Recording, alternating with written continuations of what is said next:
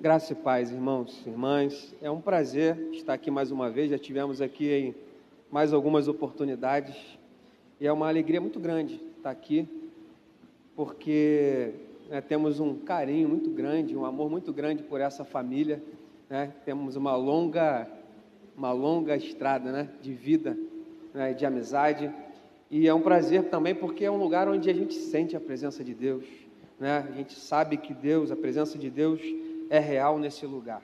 Eu trago um abraço lá da nossa igreja, Igreja Presbiteriana em Rio da Prata, né, do pastor Elias. Eu sou pastor auxiliar lá e temos caminhado lá, né, cumprindo essa missão. Eu quero te convidar, meu irmão, minha irmã, a abrir a sua Bíblia. Vou pedir licença à igreja para ler na versão Nova Almeida Atualizada, NAA.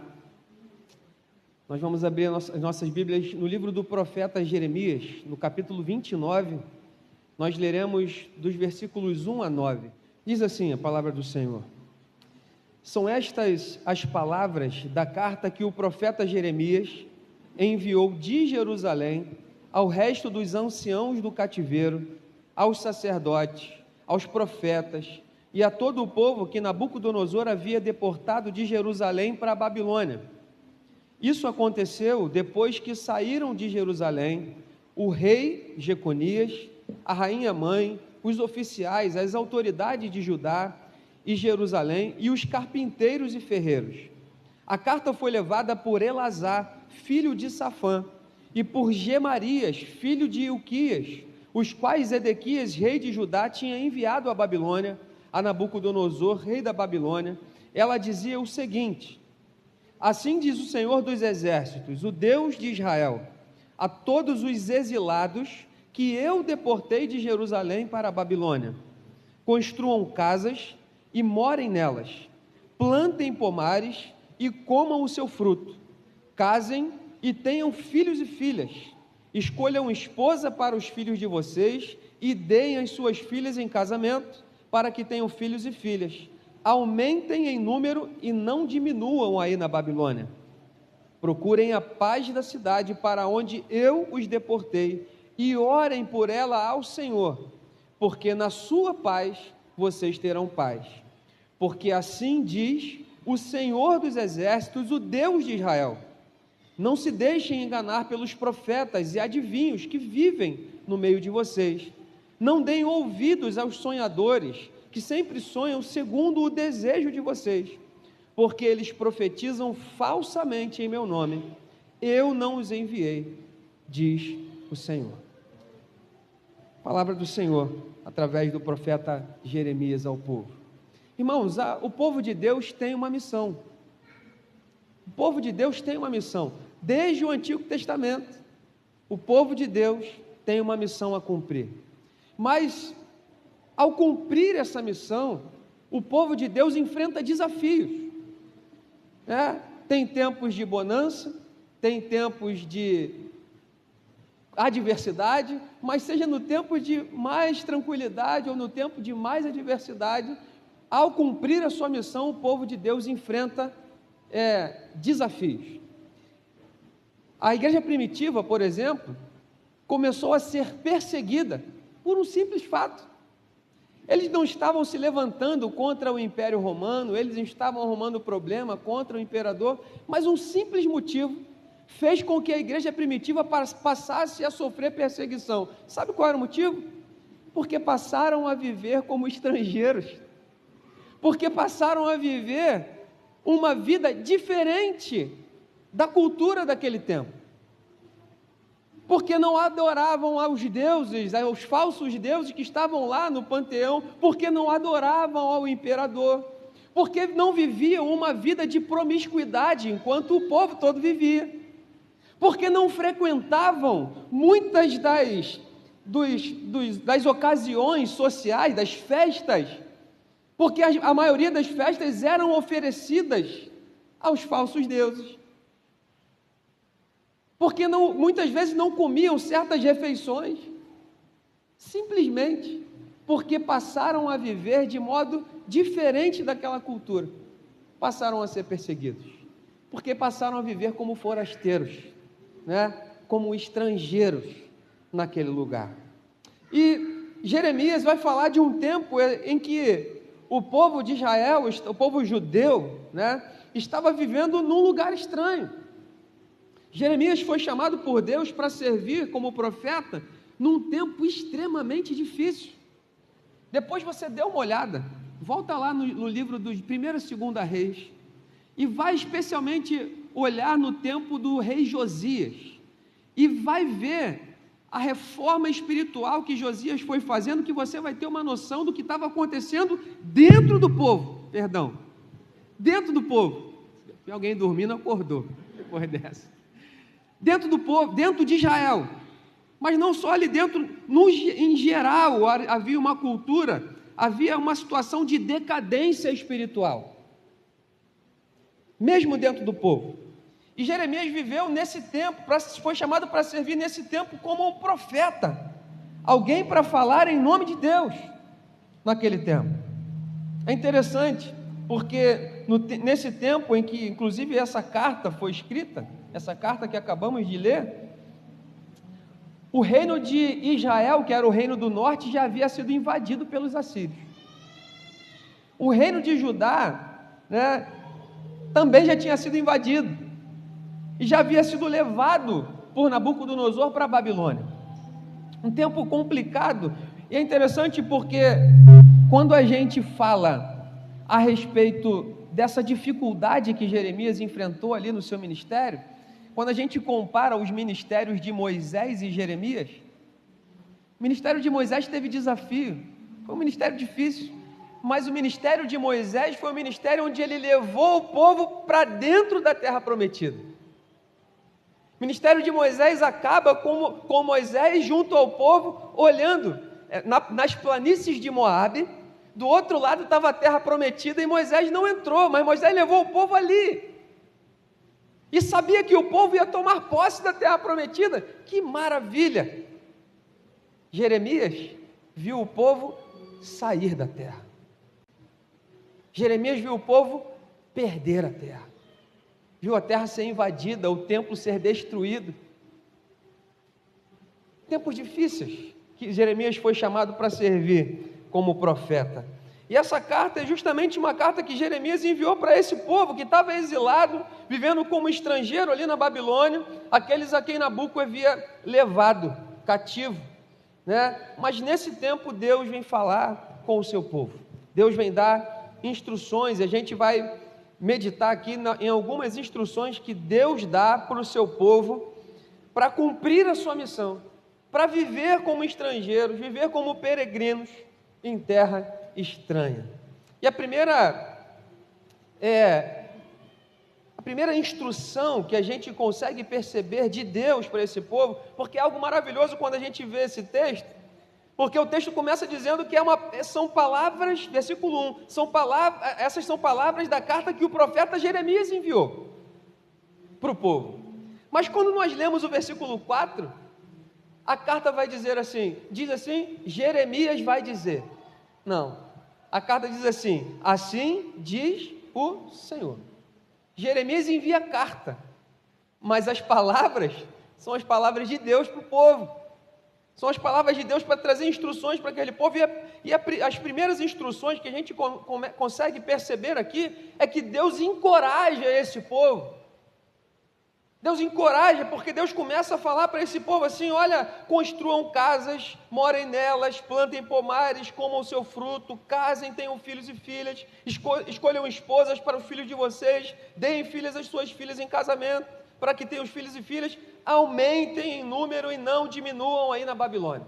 Tenham coragem, não desistam, não parem. Essa é a palavra de Deus para o povo. E por que Deus fala isso? Porque quando a gente lê Salmo de número 137, a gente consegue ter uma ideia de como estava o coração desse povo. Olha o que diz Salmo 137, versículos 1 a 4, um salmo muito conhecido. Vamos ler juntos esses versículos? Do 1 ao 4.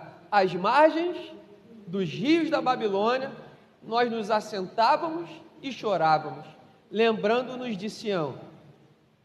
Nos salgueiros que lá havia, pendurávamos as nossas harpas, pois aqueles que nos levaram cativos nos pediam canções.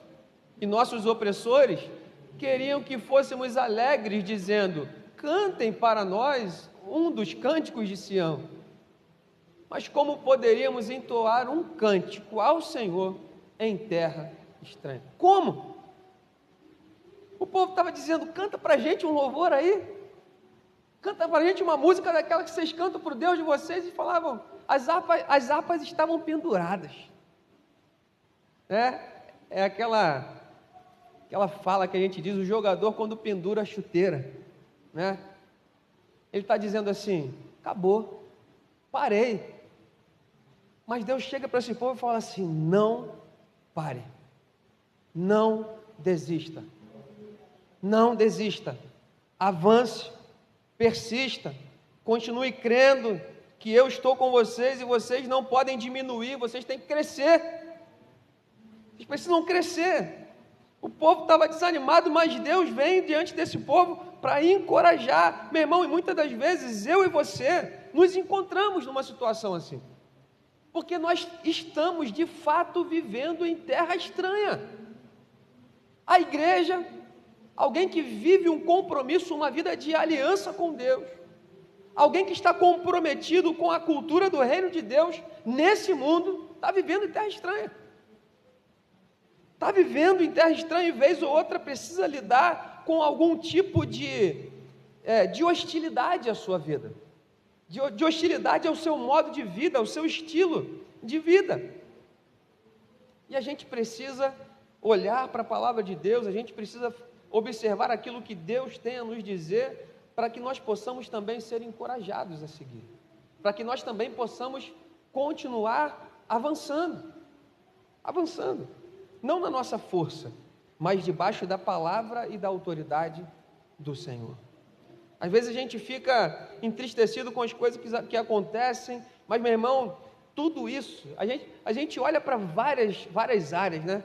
A gente olha para a área da saúde, a gente olha para a política, a gente olha para a educação, a gente olha para os relacionamentos interpessoais. A Ana estava falando aqui, a gente precisa ter um coração altruísta, a gente não pode ter um coração egoísta, e a cultura desse mundo é egoísta. Não importa se eu vou ferir o meu irmão, o que importa é que se eu vou ficar feliz. Não importa se eu vou escandalizar o meu irmão com aquilo que eu vou fazer, o que importa é que eu vou ter prazer naquilo que eu estou fazendo. Isso é egoísmo, é o meu ego, é o meu eu no centro das coisas. Mas a cultura do reino é uma cultura altruísta, é uma cultura que não é centrada em nós mesmos, mas centrada no outro, no bem-estar do outro, na bênção do outro. Mas essas coisas, muitas vezes Deus vai permitindo que essas coisas vão acontecendo ao nosso redor, para que de fato eu e você percebamos e tenhamos a certeza de que somos estrangeiros. Não é esse o nosso mundo, não é essa a nossa cidadania, somos estrangeiros. Olha o que diz Hebreus, capítulo 11, versículo 13. Vamos ler juntos? Falando dos patriarcas.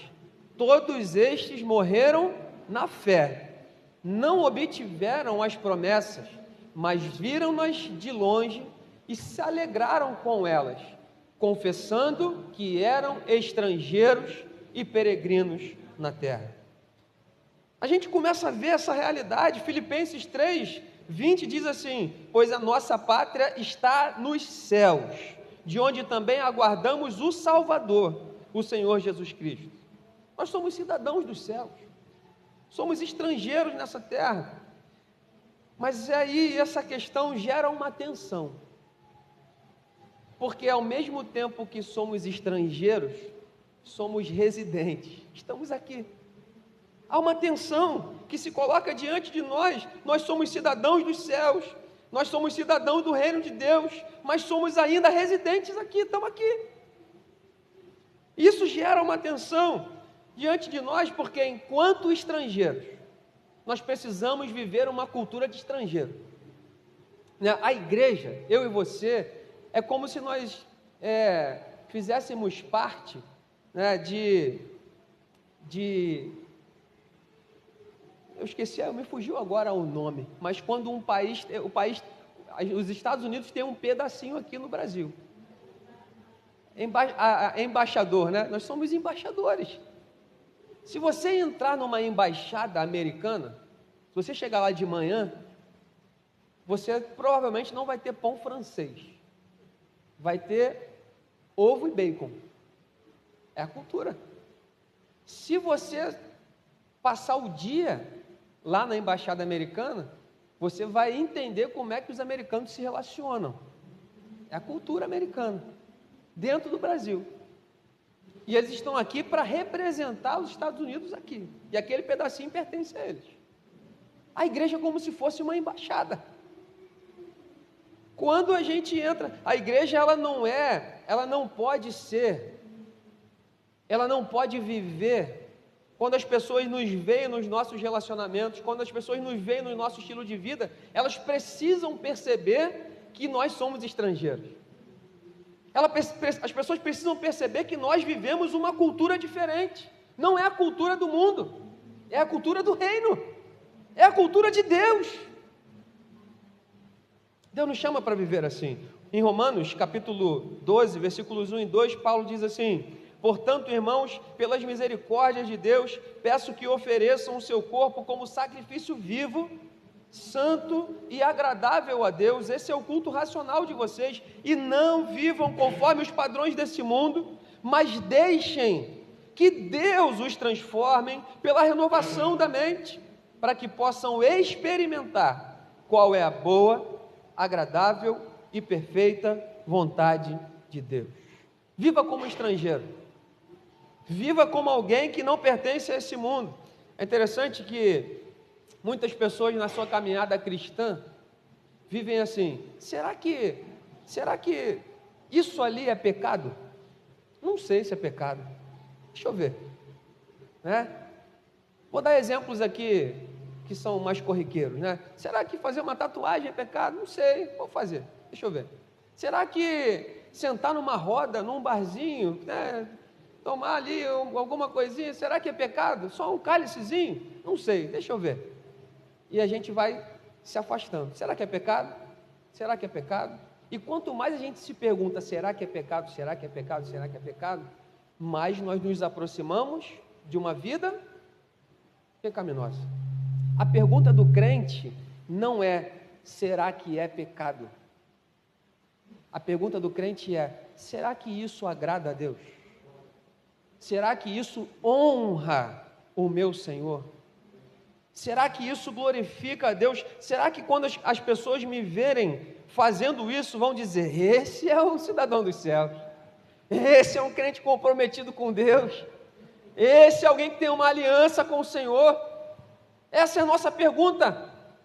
Essa é a pergunta que nós devemos fazer em tudo aquilo que fazemos nas nossas vidas. No entanto, somos estrangeiros, nós somos residentes. Nós estamos nesse mundo, não tem como a gente se isolar completamente. Você sai daqui, você vai para um trabalho, você se relaciona com pessoas não crentes, não tem como você se isolar completamente e viver numa bolha.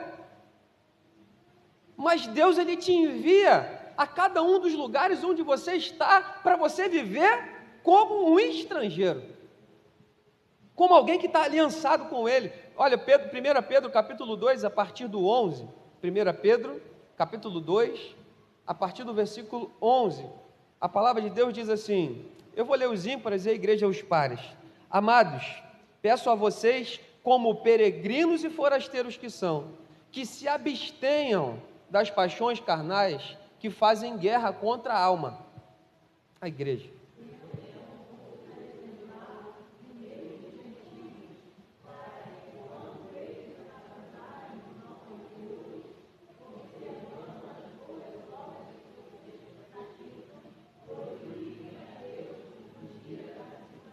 Pode deixar só um instantinho esse versículo. Olha que maravilhoso. Deus está falando assim, olha, eu quero que vocês tenham uma conduta exemplar no meio dos gentios. Gentios aqui não está falando mais de judeus e gentios, está falando de crente e não crente. De gente que pertence à igreja e de gente que não pertence à igreja. Quem pertence a Cristo e não pertence a Cristo. E a palavra de Deus está dizendo, olha, eu quero que vocês tenham uma conduta exemplar no meio dos gentios, para que eles, observando a vocês, o testemunho de vocês, glorifiquem a Deus no dia da visitação. Sabe quem é que vai glorificar a Deus no dia da visitação de Jesus? Quem se converter, quem aceitar Jesus.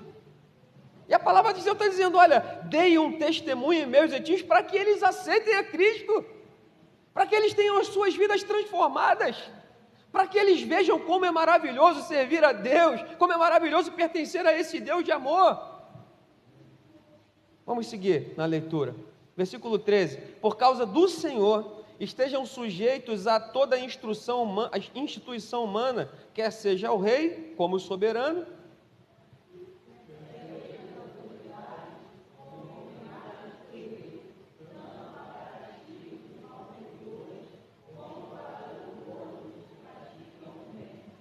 porque assim é a vontade de Deus, que pela prática do bem, vocês silenciem a ignorância dos insensatos.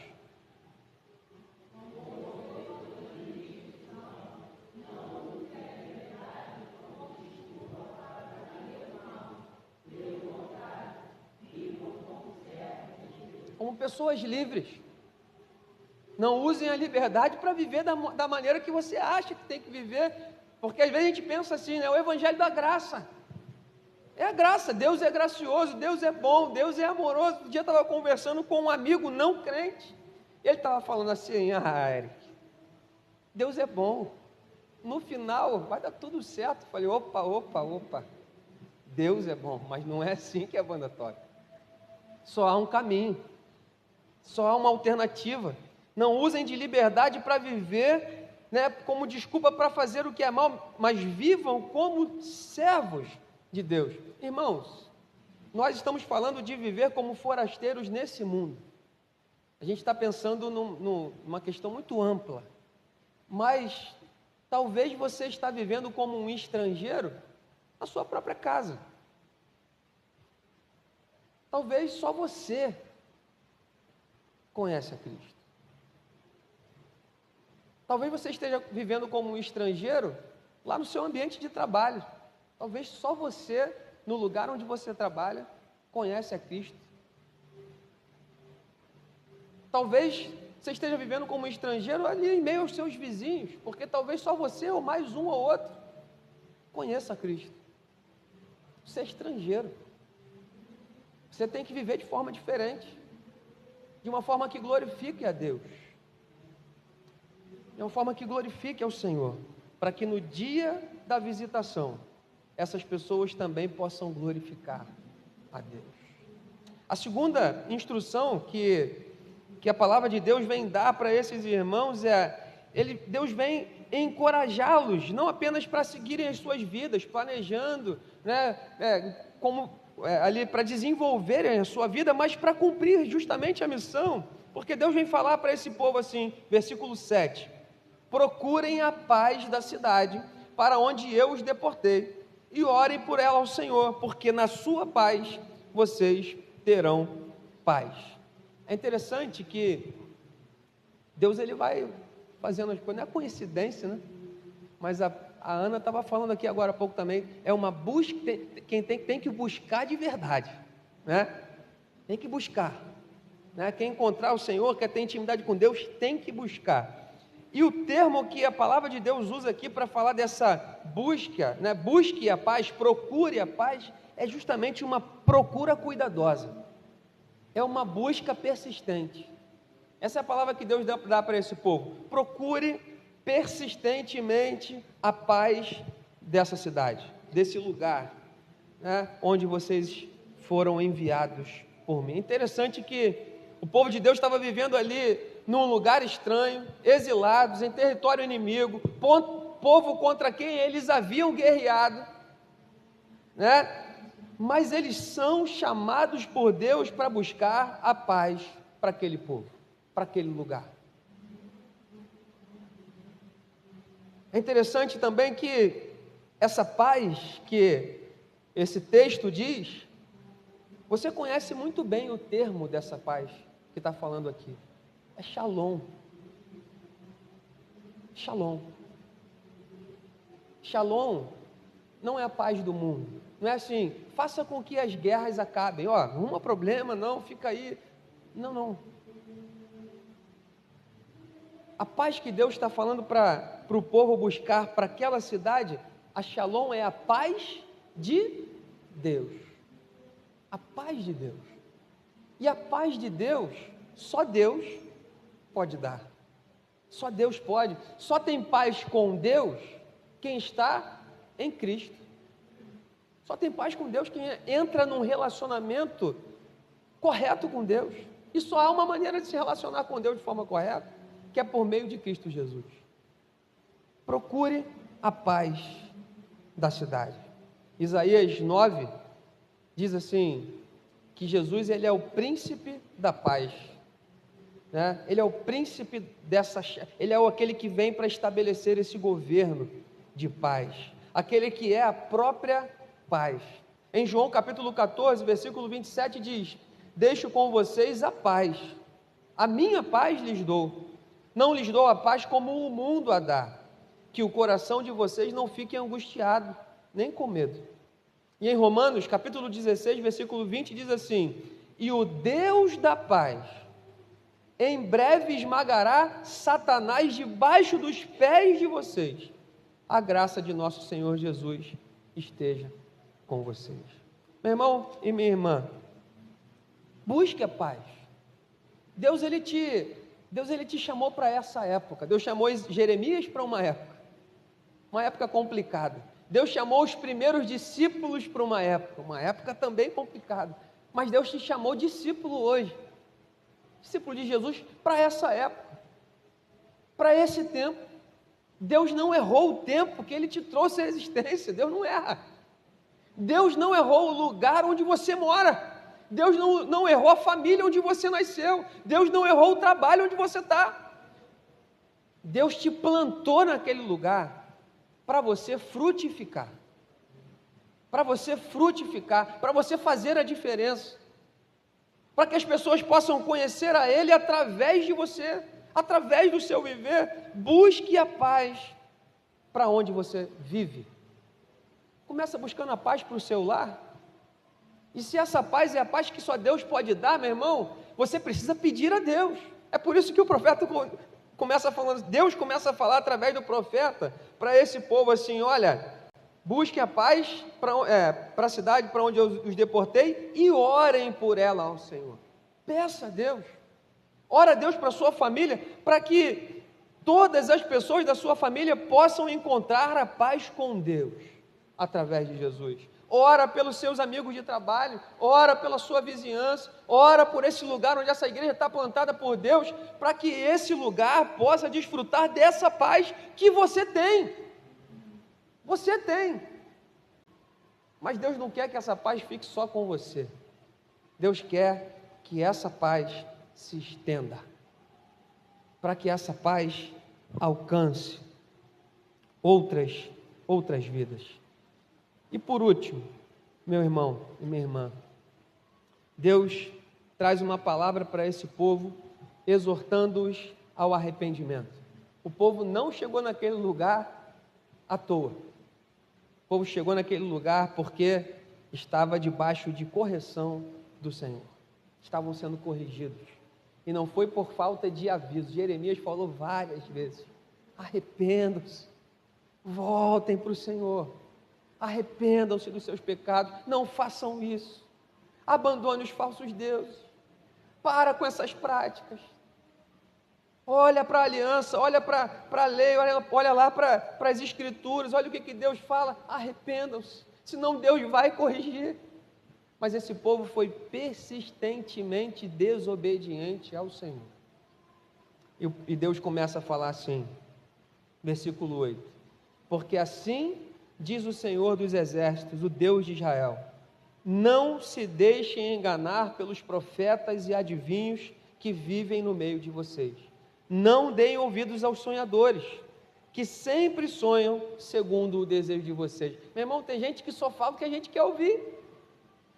E a gente também é muito habilidoso para procurar pessoas que a gente sabe que vai falar aquilo que a gente quer ouvir, que não vai nos corrigir, que não vai nos exortar, que não vai nos mostrar que a gente precisa se arrepender. E os falsos profetas estavam dizendo assim, não, fica tranquilo, vai dar tudo certo, rapidinho vocês vão voltar. E Jeremias fala, não é isso que Deus está dizendo, vocês vão ficar 70 anos aí, vocês vão ficar um tempo aí, Se arrependam, se arrependam. Versículo 9 diz assim: porque eles profetizam falsamente em meu nome, eu não os enviei, assim diz o Senhor. Mas a carta, ela não termina assim. Deus não termina falando assim com o povo. Deus começa a falar assim, um texto que você conhece muito bem. E Deus falou exatamente nesse contexto para esse povo. Olha vamos ler os versículos 10 a 14 juntos, bem fortes, porque foram essas palavras que Deus também falou para esse povo nesse tempo, onde estavam sendo chamados para viver como forasteiros residentes, num lugar cheio de desafios, como eu e você. Olha o que Deus diz para esse povo. Vamos ler juntos, do 10 ao 14? Assim diz o Senhor: logo que se cumprirem para a Babilônia 70 anos, atentarei para vocês e cumprirei a promessa que fiz a vocês, trazendo-o de volta a este lugar. Eu é que sei que pensamentos tenho a respeito de vocês, diz o Senhor. São pensamentos de paz e não de mal, para dar-lhes um futuro e uma esperança. Então vocês me invocarão, se aproximarão de mim em oração e eu os ouvirei. Vocês me buscarão e me acharão, quando me buscarem de todo o coração. Serei achado de vós, diz o Senhor, e farei com que mude a sorte de vocês. Eu os congregarei de todas as nações e de todos os lugares para onde os dispersei, diz o Senhor, e trarei vocês de volta ao lugar de onde os mandei para o exílio. Essas são as promessas de Deus. Essa carta foi enviada de Jerusalém, e Jerusalém era a terra prometida, era uma simbologia do céu. E quando você olha lá para Apocalipse, diz que os povos de todas as línguas, de todas as tribos, de todas as nações estavam reunidas diante de Deus, o adorando, porque João viu essa promessa se cumprindo em sua plenitude. E essa é a promessa de Deus para mim e para você. Então, viva como estrangeiro, viva a cultura do reino, diferente do mundo, né? Com fé, com esperança, porque no tempo certo, Jesus volta, Jesus voltará. Ou Ele vem nos encontrar, ou nós iremos nos encontrar com Ele. De uma forma ou de outra estaremos diante do Pai, para desfrutar dessa promessa da palavra de Deus que temos, porque estamos em Cristo Jesus. Que Deus te abençoe, meu irmão, minha irmã. Amém. Vamos orar? Pai, nós exaltamos o Teu nome e Te exaltamos nesse lugar porque Tu és o Deus das nossas vidas. Tu és aquele que nos comprou com o precioso sangue de Jesus Cristo. E sendo nós vasos de barro,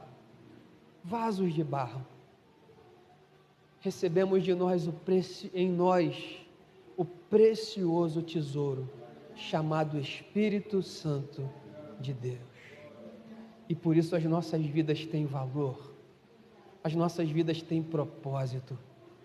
E habita em nós a Tua presença que nos dá o poder e toda a capacidade para viver como estrangeiros nesse mundo, exaltando o Teu nome e fazendo a diferença aonde quer que formos, no nome de Jesus.